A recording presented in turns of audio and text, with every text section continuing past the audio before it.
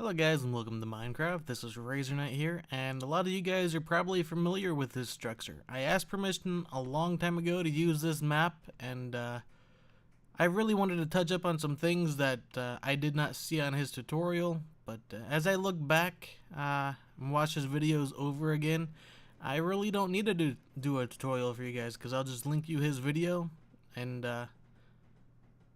yeah. I really didn't pay attention enough first time, I guess. That's why I downloaded the map to check it out. But as I watched the video over and over again, he really didn't miss anything. So if you haven't seen the video, I'll link it to you. What I built was a 50 by 50 version of this. You can build it over water, or you can put torches underneath like I did. The main point is, if there's no monsters spawning on the surface, there's none spawning underground, because if you remember, I dug out all those caves and lit the underground as well, which takes quite a while, I might add, and it forces all the monsters to spawn up here. That's 3 simple steps, and I think I have a hole up here. I'm not sure, and I'll show you the inside, and I'll give you a verbal description of how to build this. Ah, no torches. Okay, wait. Yeah, here we go. Sweet. I already have this done because I already put a video up. But like I said, after I did the video explaining this for you guys, I went back and watched his video over again, and it did the trick just fine. Because I didn't understand how this worked. But to give you a verbal explanation, you want to leave room for the monsters to spawn, and you want everything linking into the center. So first off, you want to count out from the edge diagonally until you get to where you want to be. And I didn't do 2 separate ones. I put the same here. I start out, you would have dug all these blocks out here. It really doesn't matter how you do it as long as you get it done.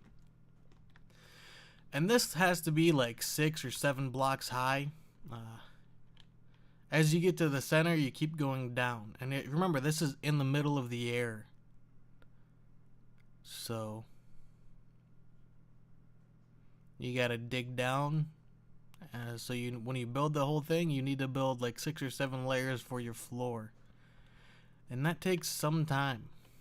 So good luck with that. So you want to build the main tunnels from the corners out, because all the corners are going to be the same. I only need to show you one. What you would do is, after you have the whole floor built, probably anywhere from 5 to 7 layers, depending on how big you want it to be. You want to, let's see, it's hard to, I don't have any blocks to put down. Shoot. Oh well. As you can see, this is only 1 layer here. I can stand in it.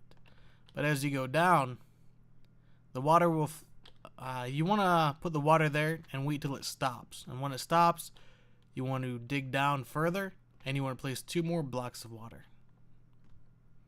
And I'm not sure if you did it this way. There is another way you can do it. You can let the water stop here and then dig those 2 out, and the water will continue on without having to plant new water blocks. And all the corners are going to be the same. It's the same thing until you get here. And you want to find, ooh, that's not good.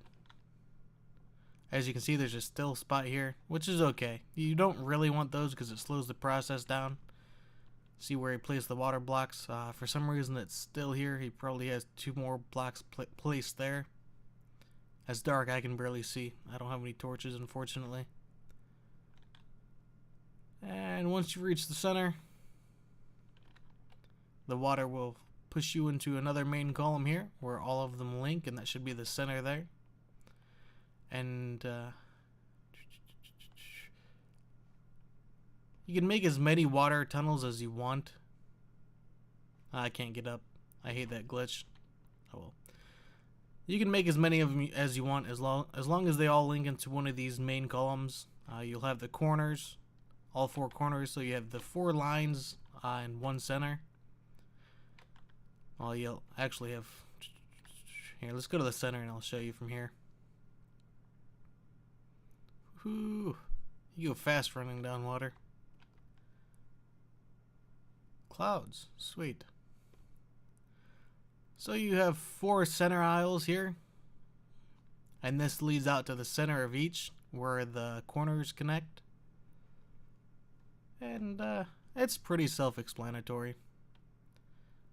It's see how high you have to dig that? This is the bottom floor, that's the top, and that's not even the top. If you go out to the corners, it's even larger. Simply for the need of a longer stretch, the longer you go. And I'll add on to another clip showing how to dig these, because right now I'm not prepared. I'm just showing the insides of this. And that's the tutorial of how to build the insides.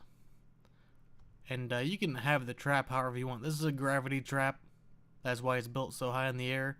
Mine is a water trap. I just drowned them. It's a lot simpler. I didn't have to build it high in the air. And mine's not anywhere near as big as this as far as how far the area covers that mobs are forced to spawn here. Mine's a 50 block radius. His is 150 by 150. And yeah, this is how they die. Woo. Take a look at my little trap compared to his gigantic one. There's a huge difference there. And let me go ahead and show you how to do the little water tunnel thingies.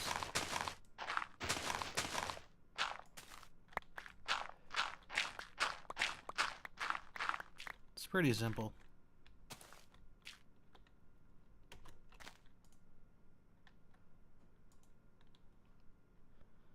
As you can see. And what this does is it funnels the mobs wherever you want them to go. As you can see, it stops there. Now, there is two things I can do, I believe. You can use more water, which I think is the way he did it from the looks of it. I'm not sure. Or you can dig those out, and it will push even further. As you can see, you have much more space here. Normally that line would be back at that block, but doing it that way, it moves the line down further, and it makes it so you can get back up. You don't get that glitch where you get stuck. So this is the way I prefer to do it. You use a lot less water as well.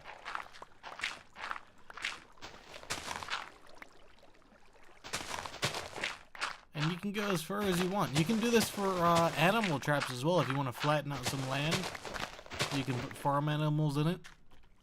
And what you would want to do is you wanted to flatten out a large piece of land. It's very difficult to do, but it's possible. Like I dig down underneath the tree. And repeat. I believe, I'm not sure, I can direct it in different directions if I choose. So you see what I do here is I'd plant 2 blocks of water here and force anything I want to go that way. And I think this trick's infinite, yeah. Actually, I don't need that. There. And you can go as far as you want. But that's how you dig out the tunnels. Definitely my preferable way to do that. As you can see, I only use 2 buckets of water.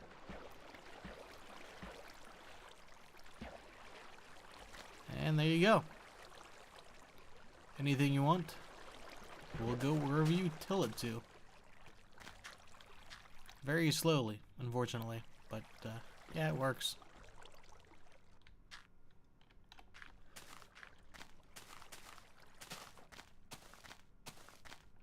So that is my tutorial for you guys. And you just mine underneath that every 10 blocks or so. You see, I'd start here. I'd go 10 blocks down. You count 10 blocks, and then you go out this way. And you want to cover that as the larger area you cover, the better. You want to go every 10 blocks all the way to bedrock. It's a lot easier to do over a large ocean, but those can be hard to find because you don't need the first 20 blocks are free because it's filled with water, and zombies can't spawn on water. But that's why I have all these torches under here, because if I didn't, they would spawn under here like a motherfucker, and that would suck. I still get some spawns, unfortunately, so water or tile is the best way to go, but this is probably the most effective. I did the same thing for the roof, it saves a lot of time, rather than planting all those tile. the stone slabs. It saves time just to put lights. You don't get as many spawns in there because of that, but the amount you lose is insignificant compared to the time you save. So I believe this tutorial is over. It's not a very professionally done one because it's already been done, so I really don't have to. I'll link you to the video if you want a little bit more detail. And yeah, I've been playing a lot of Call of Duty 4 recently on Xbox. I just got the FPS freaks, and it's not really the FPS freaks doing it. I think I've just been lucky, but I played 2 games and got used to it, but the past 2 games with a decent amount of camping, I was always on the better team, which always helps. But I went like 22-1, 23-1, 2 games in a row, which is completely unusual for me for that game, especially on the Xbox, because I hate that controller. And the FPS freaks, I have to say I love them. I've had them for maybe 40 minutes or so. I played about 4 games. So I have 40 minutes or so of playtime with the FPS freaks, and if you don't count my learning curve on that, I have a 20 KDR, which is insane. And that's gonna change. I might improve my KDR from like a 1.9 to a 2 or a 2.1 maybe, I don't know. But I'm enjoying them, and I am using them on medium settings. So for all of the reviews I had that said it doesn't help people on medium, that's a lie. It really does.